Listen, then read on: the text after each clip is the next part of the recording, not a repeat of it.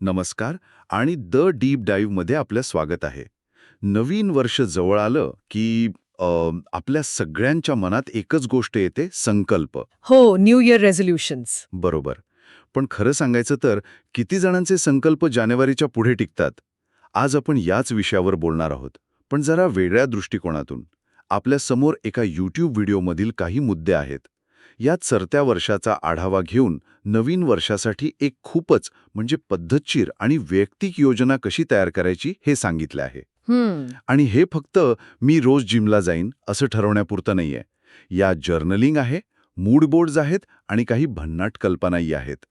चला तर या प्रक्रियेच्या खोलात जाऊया. आणि यातली सगळ्यात इंटरेस्टिंग गोष्ट ही आहे की ही प्रक्रिया केवळ काय करायचं यावर नाही, तर ते का करायचं आणि त्यातून स्वतःबद्दल काय शिकायचं यावर जास्त लक्ष देते. म्हणजे चेकलिस्ट नाहीये ही. नाही, अजिबात नाही. हे स्वतःला नव्याने भेटण्याची एक संधी आहे असं म्हणायला हरकत नाही. बरोबर. तर सुरुवात कुठून करायची? अर्थात मागे वळून पाहण्यापासून. मागच्या वर्षाचा आढावा घेणं. हो. यातला पहिला टप्पा आहे वर्षभरात जे काही घडलं त्याचा सगळा डेटा गोळा करायचा. डेटा म्हणजे? म्हणजे गेल्या वर्षी ठरवलेली ध्येय, संकल्प या सगळ्याचा हिशोब मांडायचा. व्हिडिओतील व्यक्तीने तर यावर्षी पहिल्यांदाच मोजता येण्याजोगी ध्येय ठेवली होती. त्यामुळे त्यांना आढावा घेणं सोपं गेलं. हो, पण हा डेटा फक्त ध्येयांपुरता मर्यादित नाहीये. यात जुन्या डायऱ्या, प्लॅनर्स, अगदी मूड बोर्ड सुद्धा तपासले जातात. अच्छा. आणि इथे खूपच अनोखी पद्धत वापरलीय. डायरी वाचताना वेगवेगळ्या रंगांचे हायलायटर्स वापरायचे. हो, मी ते पाहिलं. म्हणजे आनंदी विचारांसाठी पिवळा, दुःखी विचारांसाठी निळा, कामाच्या ताणासाठी लाल, असं काहीतरी. महिन्याभरातच तुम्हाला तुमच्या विचारांचा आणि भावनांचा एक पॅटर्न दिसू लागतो. म्हणजे स्वतःच्या विचारांचा एक डेटा व्हिज्युअलायझेशन रिपोर्ट तयार करण्यासारखं आहे. अगदी. वर्ष संपता संपता हे लक्षात येतं की कोणती गोष्ट आपल्या डोक्यात सतत घोळत होती. वा, ही कल्पना तर जबरदस्त आहे, पण यात एक धोकाही आहे नाही का? म्हणजे हे करताना आपण स्वतःला जज करायला लागलो तर? बरोबर. अरे, मी किती नकारात्मक विचार करत होतो असं वाटलं तर भविष्यात डायरी लिहिताना तो मोकळेपणा राहणार नाही. अगदी बरोबर मुद्दा मांडला. म्हणूनच व्हिडिओमध्ये यावर जोर दिला आहे की हे विश्लेषण एका संशोधकाच्या भूमिकेतून करायचं, न्यायाधीशाच्या नाही. उद्देश स्वतःला दोष देणं नाही, तर फक्त पॅटर्न ओळखणं आहे. आणि मूड बोर्डच्या बाबतीतही असाच एक रंजक अनुभव सांगितला आहे. हो, तो अनुभव तर खूपच छान आहे.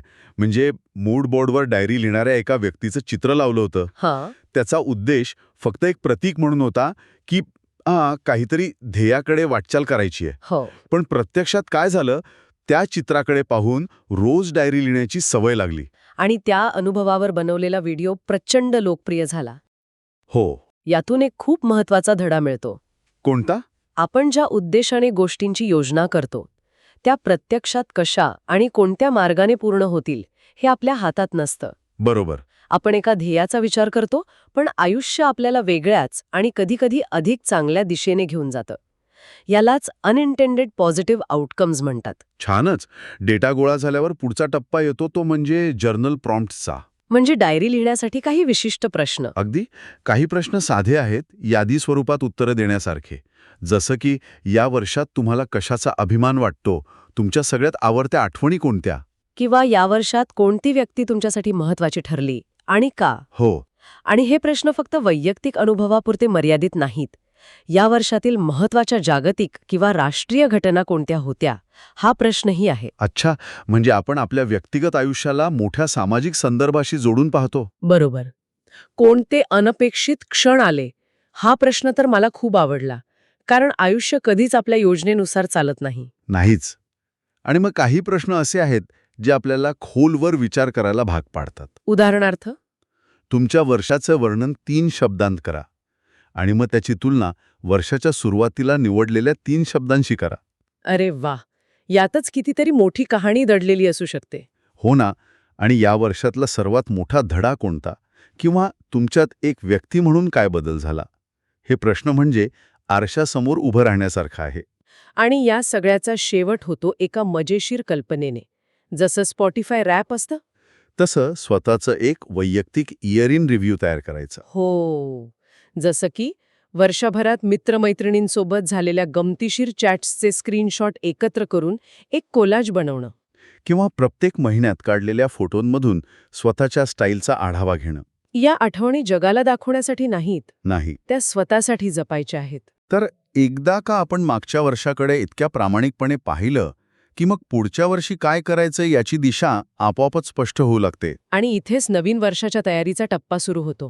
हो, आणि याची सुरुवातही एका सर्जनशील कल्पनेने होते. एक नवीन मूड बोर्ड तयार करणे. हो, पण इथे एक वेगळी पद्धत सांगितली आहे. फक्त भविष्यातील स्वप्नांची चित्र न लावता गेल्या वर्षीच्या मूड बोर्डमधली काही चित्र आणि त्या वर्षात प्रत्यक्षात काढलेले काही फोटो. ते नवीन चित्रांसोबत एकत्र करायचे. यामागे एक सुंदर विचार आहे. काय? यामुळे भूतकाळ आणि भविष्यकाळात एक सलगता जाणवते. जणू काही ही एक अखंड कहाणी आहे. मी काल काय होतो आणि उद्या काय होऊ इच्छितो यातला एक सुंदर दुवा साधला जातो. क्या बात आहे. म्हणजे ती निव्वळ स्वप्नांची यादी राहत नाही, तर एका प्रवासाची गोष्ट बनते. अगदी. त्यासोबतच वर्षाचं प्रतीक म्हणून 1 ते 3 शब्द निवडायचे, जे वर्षभर निर्णय घेण्यासाठी मार्गदर्शक ठरतील. व्हिडिओतील व्यक्तीला यावर्षी शांतता, सुरक्षितता आणि दिनचर्या हवी आहे. Calmness, security and routine. या शब्दावरूनच कळतं की मागचं वर्ष किती धावपळीचं आणि अनिश्चिततेचं गेलं असेल. बरोबर. आता स्थैर्याची गरज वाटते आहे. आणि मग येतात ध्येय. पण ती सुद्धा नेहमीच्या पद्धतीची नाहीत. म्हणजे यावर्षी कोणती पुस्तकं वाचणार, यासोबतच कोणत्या गोष्टींचा मागोवा ठेवणार हेही ठरवायचं. जसं की यावर्षी खाल्लेले विविध नवीन पदार्थ. किंवा अगदी खिडकीतून दिसणारे ऋतूंप्रमाणे बदलणारे दृश्य. हो, या लहानसहान गोष्टी नोंदवण्याने वर्षाला एक वेगळीच मजा येते. आणि यातली सगळ्यात मजेशीर कल्पना म्हणजे मित्रांसोबत खेळायचा एक खेळ, बिंगो कार्ड्स. हो. हे ऐकून तर मला खूपच हसू आलं. म्हणजे एका कार्डवर स्वतःसाठी, मित्रांसाठी आणि काही जागतिक अंदाजांचे रकाने बनवायचे. थांबा, पण ही कल्पना थोडी बालिश नाही का? म्हणजे आयुष्यातील गंभीर ध्येय अशा खेळकर पद्धतीने मांडल्याने त्याचं गांभीर्य कमी होत नाही का? नवीन नोकरी मिळवणे आणि मित्राला गर्लफ्रेंड मिळणे हे एकाच कार्डवर कसं काय बसू शकतं? तुमचा मुद्दा बरोबर आहे, पण मला वाटतं यामागचा उद्देश ध्येयांना हलकं-फलकं बनवणं आहे. अनेकदा आपण ध्येयांच्या ओझ्याखाली दबून जातो. हां, असू शकतं. अशा खेळामुळे त्यात एक गंमत येते. शिवाय त्यात एखाद्याच्या लग्नात टॅटू काढणे असंही ध्येय आहे. म्हणजे हे सगळं गंभीरपणे घ्यायचंच नाहीये. अच्छा. वर्षभर मित्रमंडळी एकत्र येऊन त्या कार्डवर काय काय पूर्ण झालं यावर हसण्यात एक वेगळीच मजा आहे. ठीक आहे, मुद्दा पटला. गंमत म्हणून बघायला हरकत नाही. यानंतर पुन्हा एकदा जर्नलिंग येतं.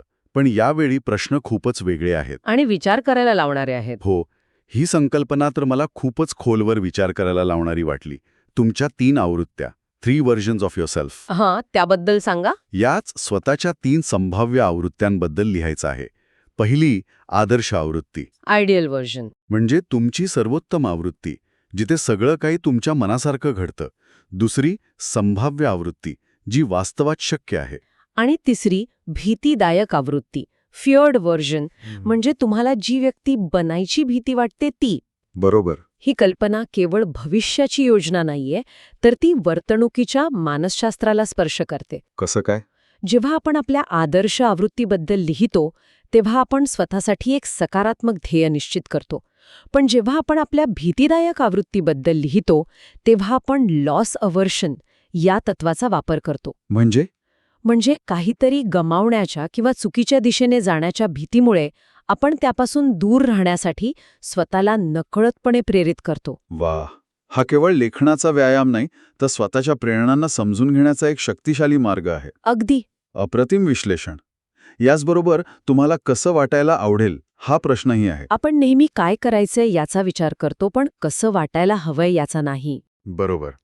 आणि हे जास्त ते कमी, more of this less of that, ही यादी तर खूपच प्रभावी आहे. हो, जास्त वाचन, कमी स्क्रोलिंग. किंवा जास्त मित्रमैत्रिणींना भेटणं, कमी कामाचा ताण. किती सोपं आणि प्रभावी आहे. या सगळ्या वैचारिक तयारीनंतर येते प्रत्यक्ष नियोजनाची गोष्ट. प्लॅनरची मांडणी. हो, इथे महागड्या होबोनीची प्लॅनरपेक्षा फक्त $9चा मुजी प्लॅनर का चांगला आहे हे सांगितलं आहे. पण त्यापेक्षा महत्वाची आहे नियोजनाची रणनीती. कोणती रणनीती? वर्षाचे नियोजन त्रैमासिकानुसार करणे, क्वार्टरली प्लॅनिंग. अच्छा. कारण जानेवारीत जो उत्साह असतो तो मार्चपर्यंत टिकेल असं नाही. दर 3 महिन्यांनी आपल्या ध्येयांचा आढावा घेतल्यामुळे उत्तरदायित्व टिकून राहतं आणि आपण भरकटत नाही. मोठ्या ध्येयांना छोट्या छोट्या टप्प्यांमध्ये विभागणं. हो अगदी. त्यामुळे ते सोपं वाटतं. आणि शेवटी एक असा विभाग आहे ज्याकडे आपण अनेकदा दुर्लक्ष करतो. आर्थिक आढावा. बरोबर. आपण भावनिक आणि व्यावसायिक ध्येयांवर लक्ष केंद्रित करतो, पण आर्थिक नियोजन मागे पडतं. या व्हिडिओमध्ये यावरही भर दिला आहे, जो मला खूप महत्त्वाचा वाटला. हो, यात वर्षभराच्या खर्चाचं विश्लेषण करून पुढच्या वर्षासाठी बजेट आणि आर्थिक ध्येय ठरवली जातात. यासाठी क्विकन नावाच्या ॲपचा उल्लेख आहे. ते कसं काम करतं? हे ॲप तुमच्या बँक खात्याशी थेट कनेक्ट होऊन तुमच्या खर्चाचं आपोआप वर्गीकरण करतं. म्हणजे तुम्ही जेवणावर किती खर्च केला, प्रवासावर किती, हे तुम्हाला एका क्लिकवर दिसतं. म्हणजे बजेट बनवणं आणि आर्थिक ध्येय ठरवणं खूप सोपं होतं. हो. तर हे सगळं नियोजन झालं, पण या सगळ्या प्रक्रियेचा आपल्या खऱ्या आयुष्यावर काय परिणाम होतो? व्हिडिओच्या पुढच्या भागात वक्त्याने स्वतःच्या आयुष्यातील काही अनुभव हाय, लो, बफलो या स्वरूपात सांगितले आहेत. हो, हाय म्हणजे चांगला अनुभव, लो म्हणजे वाईट आणि बफलो म्हणजे एखादा विचित्र किंवा अनपेक्षित अनुभव. त्यांचा हाय किंवा चांगला अनुभव होता असे लोक भेटणं, ज्यांच्याशी खोलवर आत्मपरीक्षणात्मक चर्चा करता आली, जिथे समोरची व्यक्ती आधी स्वतःहून बोलते, आपल्या भावना व्यक्त करते, ज्यामुळे आपल्याला पूर्णपणे समजून घेतल्याची भावना येते. हो, अशा गप्पांमधून एक वेगळाच दिलासा मिळतो. आणि लो किंवा वाईट अनुभव खूपच विचार करायला लावणार आहे. स्वतःची अँक्शियस अवॉइडंट अटॅचमेंट स्टाईल असल्याचे लक्षात येणे. अँक्शियस अवॉइडंट. ही संकल्पना थोडी समजावून सांगाल का? अनेकांसाठी ही नवीन असेल. नक्कीच. अँक्शियस अवॉइडंट ही एक नात्यांमधील गुंतागुंतीची भावनिक शैली आहे. अच्छा. यात व्यक्तीला नात्याची जवळीकीची इच्छा असते. तो झाला अँक्शियस पार्ट. पण त्याच वेळी भावनिकरित्या दुखावल्या जाण्याच्या तीव्र भीतीने ती लोकांना स्वतःपासून दूर ढकलते. तो झाला अवॉइडंट पार्ट. म्हणजे एका बाजूला एकटेपणा नकोय आणि दुसऱ्या बाजूला जवळ येण्याची भीती वाटते. अगदी. हा एक मोठा भावनिक संघर्ष आहे.